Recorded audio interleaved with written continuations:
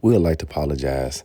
As you can tell in this video, in the first couple of minutes, we're not looking right into the camera. We're focusing on the Michigan game, which was a close game. Our apologies.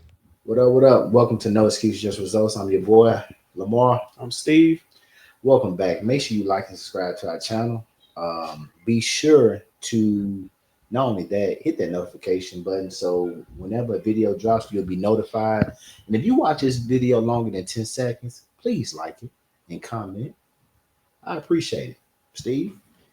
Oh, Yo, we got to introduce our special guest. Yeah, we got a special guest today. We had him here to talk about LeBron's legacy as a father. Yep. Stephen A. Smith, and we had to bring him back. And we appreciate you. Yeah, we had to bring him back because he definitely dropped some insights, and we needed to get his opinion on some things.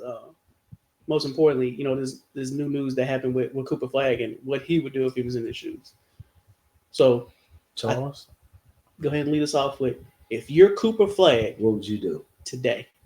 So I know you have the ACC tournament title game, and then you have the NCAA tournament. Yeah.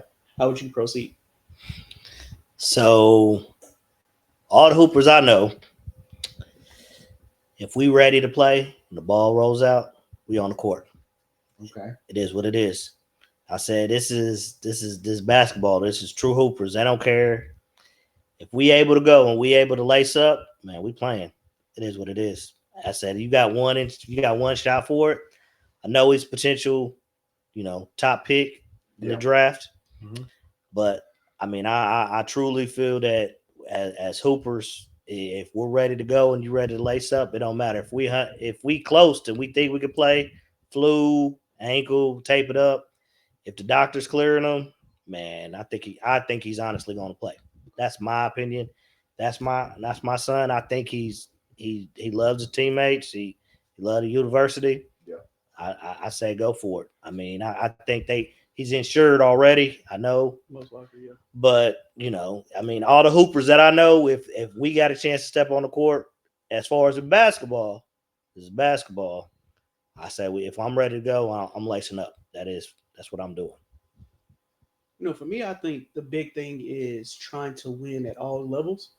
I know some guys who leave without that NCAA championship, like it kind of weighs on them. Yeah. So I think that is one of the biggest things that's probably going to affect the decision. Mm-hmm. But then also, when you think about it, man, like once you gone, you can't come back and get it. That is like true. It's either this year or never. And like they have, a great team and they have the potential of winning it all. Yeah. So I would say if I'm Cooper today, man, being able to say I won at all three levels would definitely weigh on me. And I wouldn't want to go out this way, right? I would try to finish it out. But I understand that bag that's sitting at the end of that journey with the NBA is definitely is definitely a big factor in it. But I still feel like even if Cooper blows his knees out, he's guaranteed to be drafted just because of what his potential is. Kind of similar to what we saw with like Joel Embiid, right? Even though he had that injury, which was going to cause him to sit out quite a bit of the time with his rookie year, he still was drafted, and Philly trusted the process, which allowed that man to come in and lead that organization to places where, they were trying to get back to when AI was there. So I say play. All right. I hear both of y'all. Here you go. I hear both of y'all. If I'm Cooper Flagg, I'm gonna be honest with you guys. I will sit it out. There's no need for me to play. I don't solidify my stats and what we can do, what's actually occurred, what happened, blase. I know personally, well, not personally, I wouldn't say personally, but I would just say in general, I would not play because I can potentially go out there the next game and tweak something and be out even longer. That's another risk too that we got to add in too, because sometimes players do that. For instance, Kevin Durant, I think when he was with Golden State, was that when that happened? When he tore his Achilles? Yeah. Went out there a little bit too early, tweaked it, and then you out for the rest of the season. Or, you know what I'm saying? Just something crazy. These nowadays, players are getting injured off non-contact nowadays. Yeah. And that was pretty much what happened to Cooper Flagg. It was like a non-contact. Like he wasn't in contact with nobody. He just went up and grabbed the rebound. I would just kind of hold this out because right here, we're right there at that goal line right now, whereas we got NBA right here. Mm-hmm. And that's the overall goal. I'm just be honest. That's the overall goal. I know what I signed up with Duke coming in here, but I think now we know this is a business. At the end of the day, you know why you brought me here. It's to win, but also it's also to set up the future for myself and my family for a better life. Personally, I don't know what this man financial background is or his family financial background is, but we're right here, and I'm thinking that we're just going to go to that point of just sitting it out and just wait and get healthy, work out for a couple teams or whoever, and just wait for my name to get called. That's just me personally. That's the route I would want to go because I done showed y'all what I can do, and I've been consistent the whole season. And I understand what you guys are saying. Get out there and lace them up. That's your team. This is these my brothers out here. I'm not leaving them. But my brothers already showed me they can win without me. So you talked about Kevin Durant, right? Mm-hmm. I think the big difference though is Kevin Durant was already in the NBA. Mm-hmm. So he's already reached that final milestone in a sense. So he was looking for, that championship, which is the ultimate goal. This isn't because let me say this. He goes out there again, right? Okay. This time he tears a ligament. He's out. Ain't no coming back from that. He's out for a minute. He's out. No, I'm talking about if he tears a couple ligaments, he's out. Ain't that draft, say you was the 5th pick, that's dropping.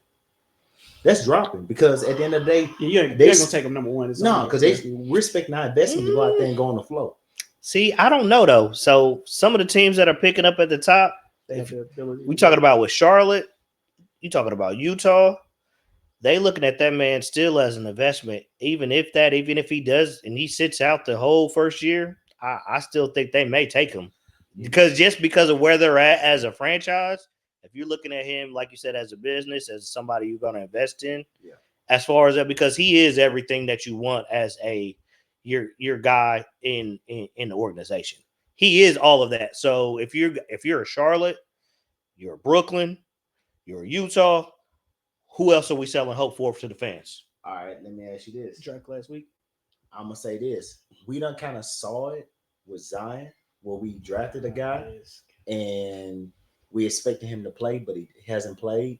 And I think owners have got that sense of urgency in their head now. If we're gonna spend first guys they're gonna get up to like over $12 million. If we're gonna get this type of money to a player, we're expecting him to play this season. And I understand jerseys, all that. Once a player comes to the team, all ticket sales, everything goes up. But if he's not going out there and going to play, it's like we got to wait our option. Would it be better for us to just trade our pick for a player that's already playing right now to get a better player, bigger star? Now, everybody on this podcast and on this couch, out of everyone here, Zion's potential, that man was never not going number one. Like, let's be honest, looking back on it and seeing Ja's career trajectory, you would say, all right, maybe I would have went with Ja 1. But when you're looking at both of them in college, Zion was the clear-cut number one. Yeah. And I don't think even if, New Orleans knew Zion was only going to play 20, 30 games a year, I still think they'd make that pick because, like you said, tickets. I don't think they would. Jerseys. I don't think they would. You think they go with Ja? Yeah, I think they'll go with Ja. If they knew they was going to pick a player, it's like for you. Mm-hmm. You going out there, you got $20 million to get to a player, right? Yeah. All right. You got to make your money back. Right. This cat right here is cold. He can play. But right now, he's dealing with knee injuries. He's dealing with that. And then potentially you got another guy right here. You already got your solid point guard already on your team. You really don't really need him. But then again, he's like, damn, I could draft him. And this is a business aspect. Okay, we give him $12 million. He comes to our team. I invest, make my money back plus more. But then again, if I get Zion, he's not playing. Eventually, the hype is going to die down because people are going to want to see the players. Right. At the end of the day.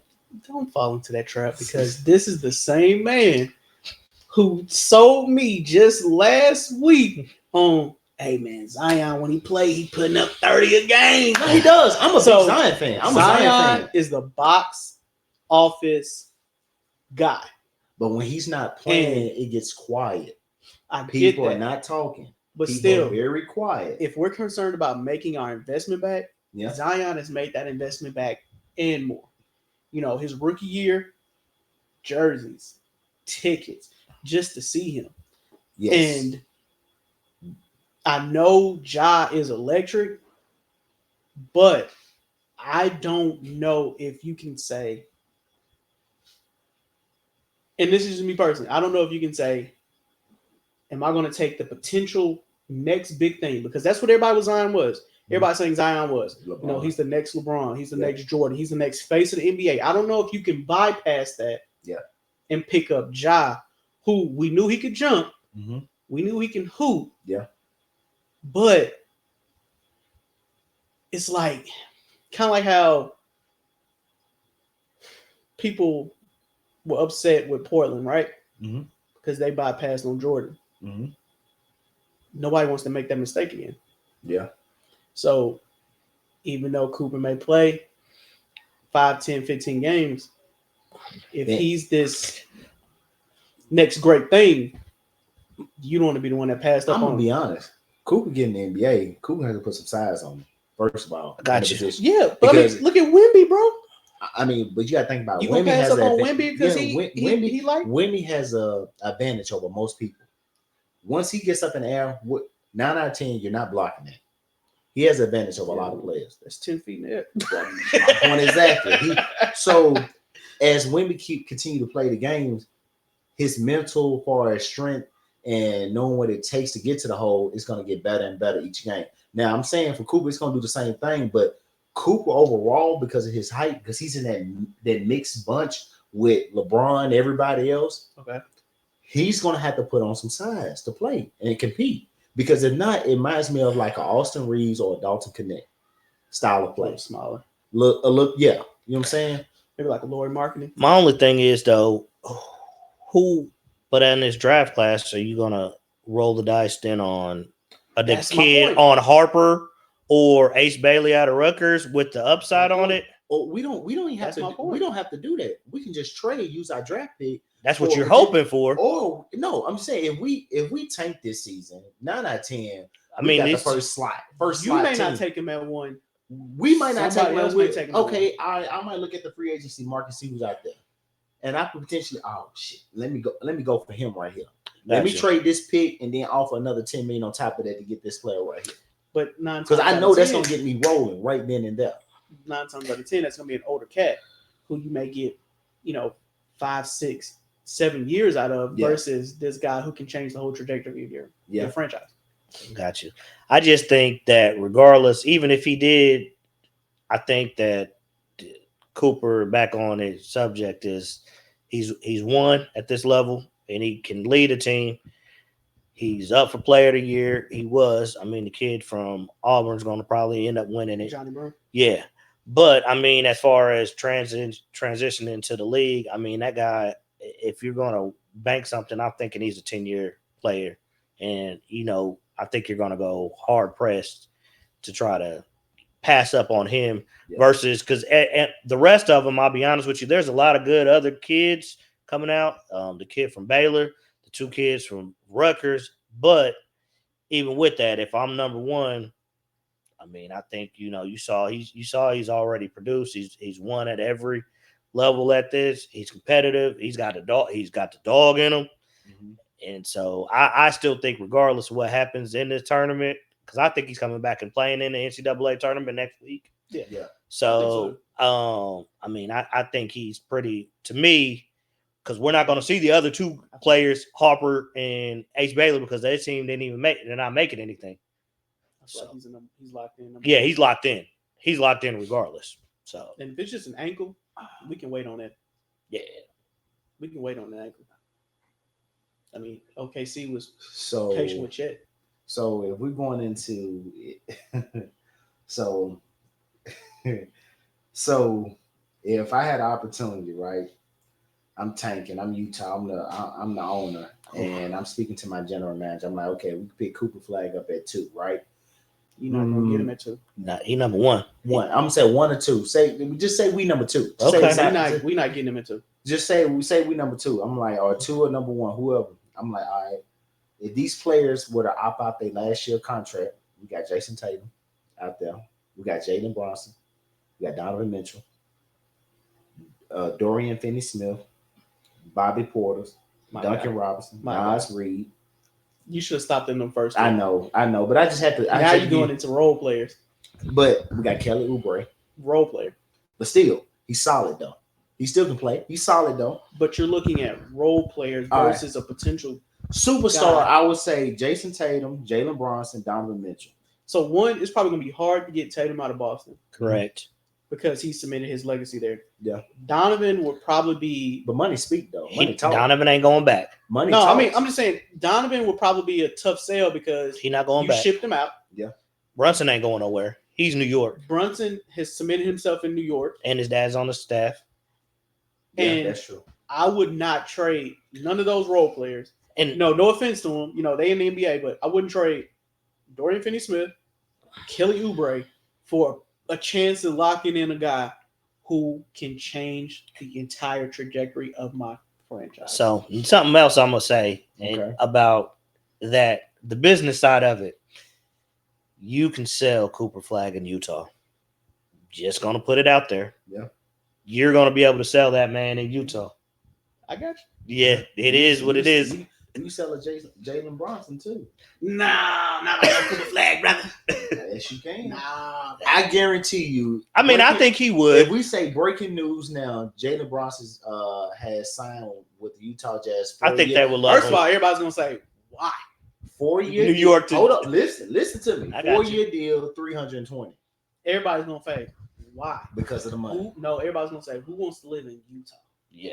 I'm gonna take New York all day, every day. I know I'm gonna pay a little bit more with my cost of living. You're right. But I have the ability to get better money players. Speak though. I money get that. Talk. If we're gonna talk about money speaks, I'm gonna get talk. better player in New York because don't nobody want to play for Utah. Money talk.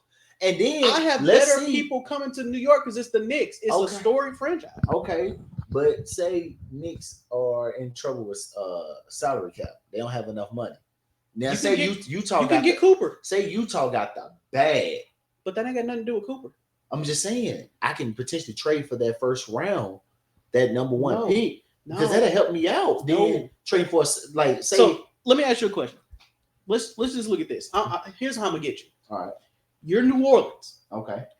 And you're telling me you're gonna bypass the ability to take Zion, who you seen ball out in high school. Yeah. You seen him ball out in college. Mm-hmm. You're gonna bypass on a potential Hall of Famer or GOAT, as everybody was labeling him. He is a GOAT. To pick up a role player.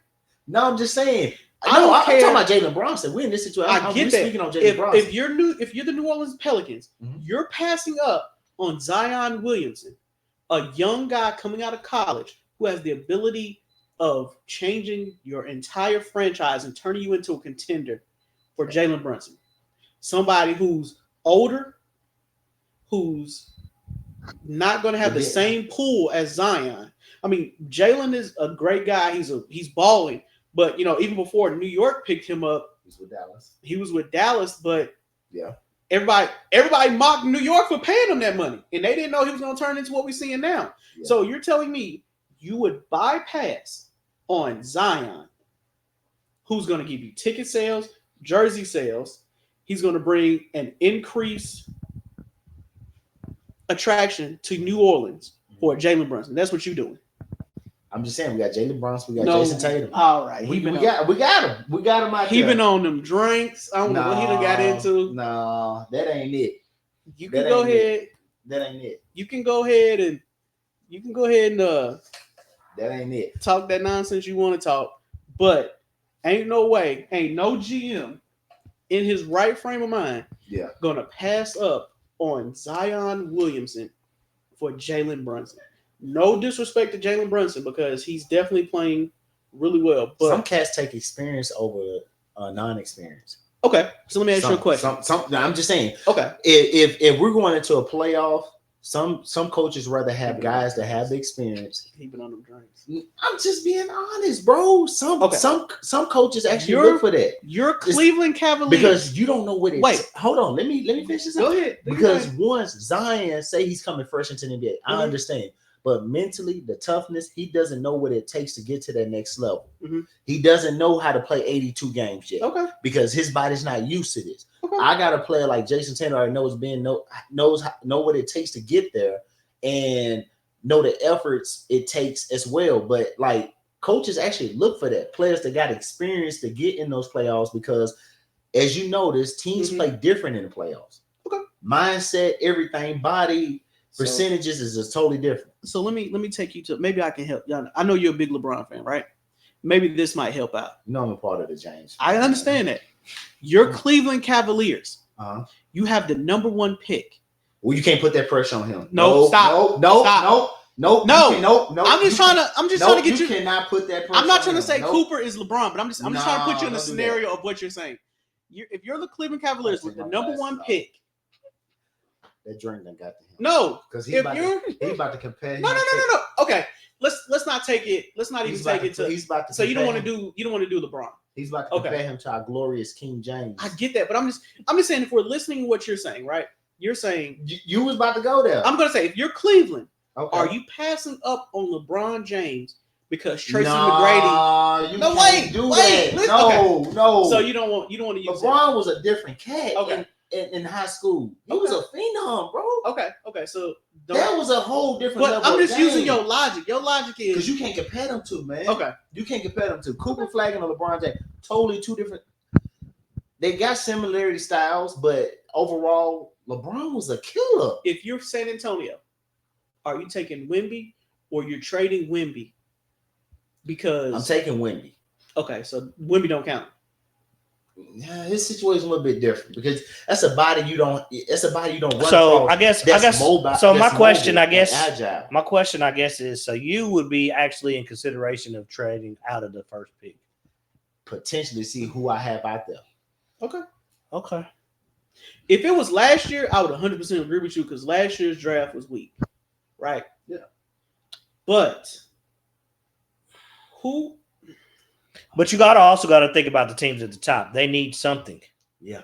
They need something, which I don't know. I mean, it all sounds great if you can bite and we say that Oklahoma City is going to be like, okay, they're finally going to give up some of these picks to give up something to try to get. They would be the team that if, for example, if maybe they don't get over the hump this year again, and they'd be like, okay, let's try to go all in because we think Cooper on the wing to pair with Shai and Shet. Yeah.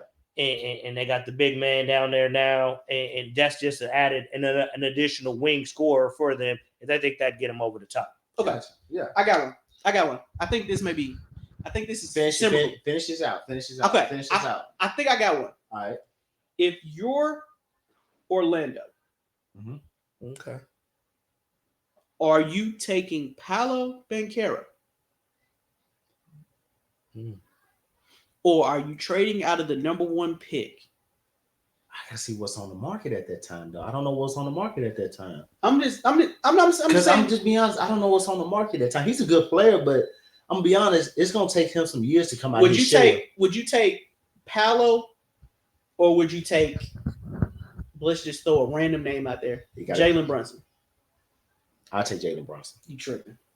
Hey, that's it. Of another episode of No Excuse Just Result podcast. Hey, see this is what we like. We might not agree with each other, but at the end of the day,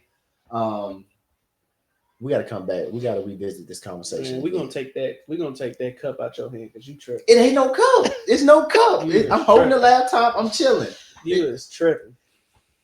Paolo went down to Orlando and is hooping. Done changed that whole organization. You want Jalen Brunson. There's nothing wrong with that, though. Young cat who can hoop.